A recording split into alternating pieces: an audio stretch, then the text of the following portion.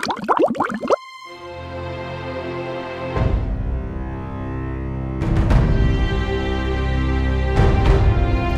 you, Sam.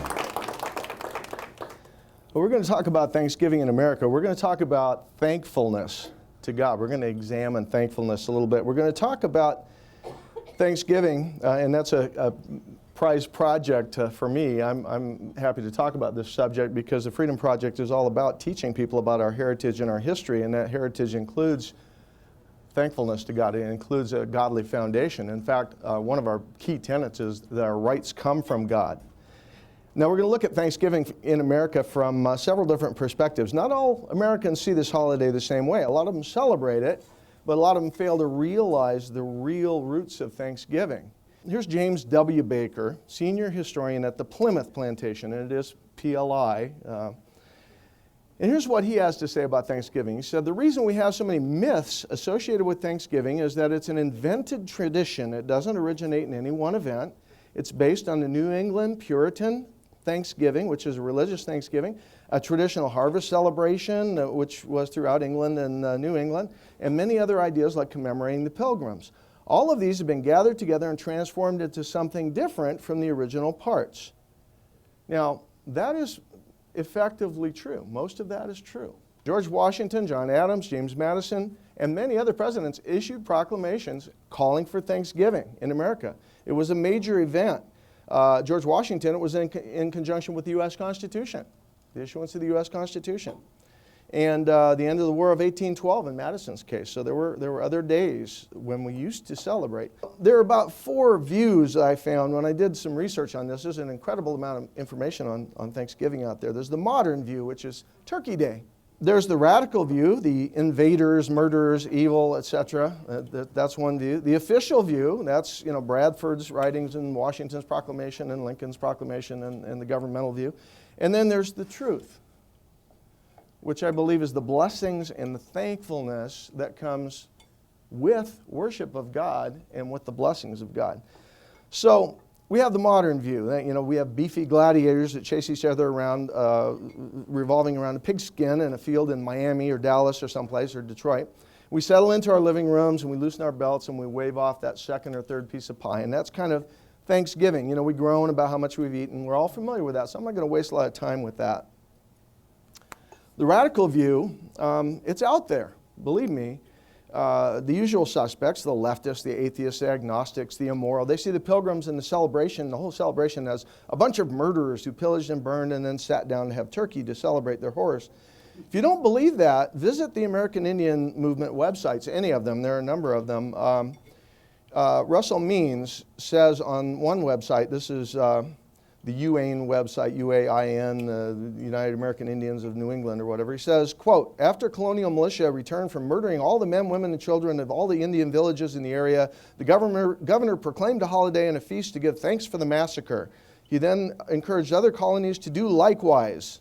In other words, every autumn after the crops were in, everyone went and killed Indians and celebrated the murders with a feast."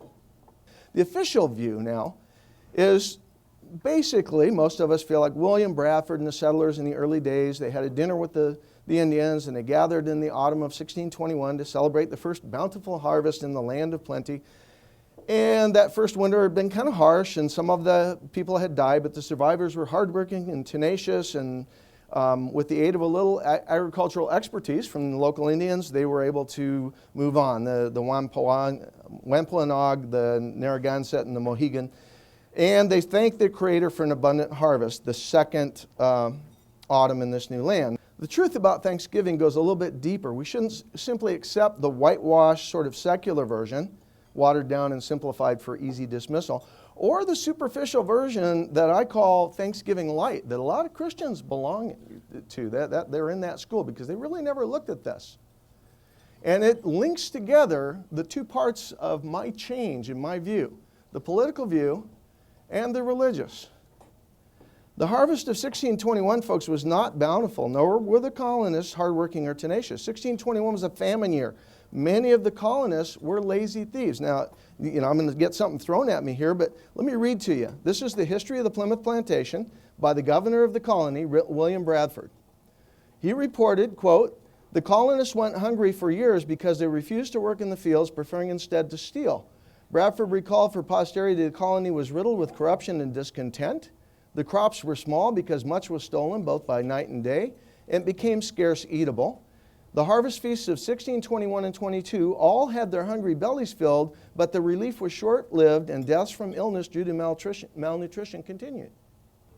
You see, by harvest time 1623, Governor Bradford was reporting that instead of famine now, God gave them plenty, and the face of things had changed to the rejoicing of the hearts of many, for which they blessed God. Thereafter, the first governor wrote, any general want or famine has not been known amongst them to this day. Why, by 1624, was so much food there? What happened? What changed? Well, this is the Mayflower Compact.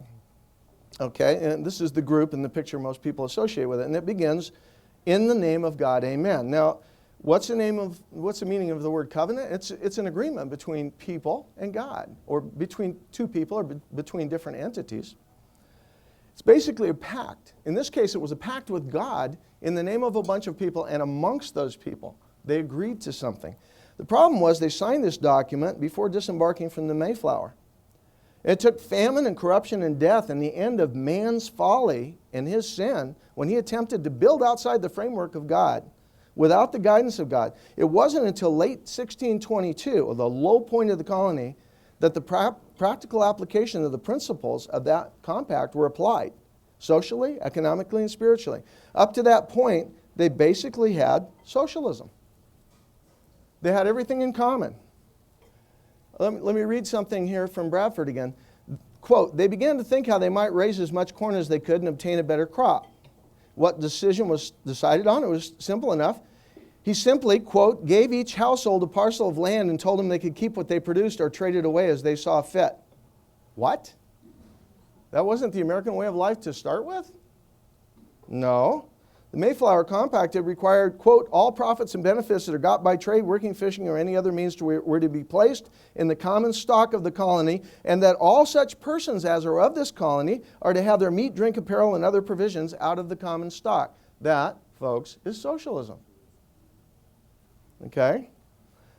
This, from each according to his ability to each according to his need, was an early form of socialism. That's why the pilgrims were starving. Governor Bradford writes during those terrible first 3 years, quote, young men that are most able and fit for labor and service complained about being forced to spend their time and strength to work for other men's wives and children. Since the strong, or the man of parts, had no more in division of victuals and clothes than that was the weak, the strong men simply refused to work. The amount of food produced was never enough. And Governor Bradford abolished socialism in that colony and brought God's rule, free enterprise, individual liberty to the people of that colony. That is when they began to succeed. Yes, America is bounteous, but the source of that bounty and the good fortune for which we annually give thanks, and hopefully more than annually, lies not merely in the fertility of the soil or the frequency of the rains. There's no more fertile breadbasket on earth than the Ukraine. It's the system that God ordained and the thankfulness for that system and with which we serve Him. That's to worship Him and Him alone, to work diligently with our hands and labor, to organize ourselves under the biblical system of free enterprise, individual liberty, and reward for labor. It's when we obey God that God blesses. It's not lip service. Today we've forgotten not only the God to whom we should be thankful for the many blessings of this nation, we sit by idly and let others incrementally put the same system in that failed so miserably at our beginnings. You know, you think about how many people in this country have a holiday for Thanksgiving and have no idea why they have a holiday or what that holiday is really for. Harken back to George Washington's proclamation.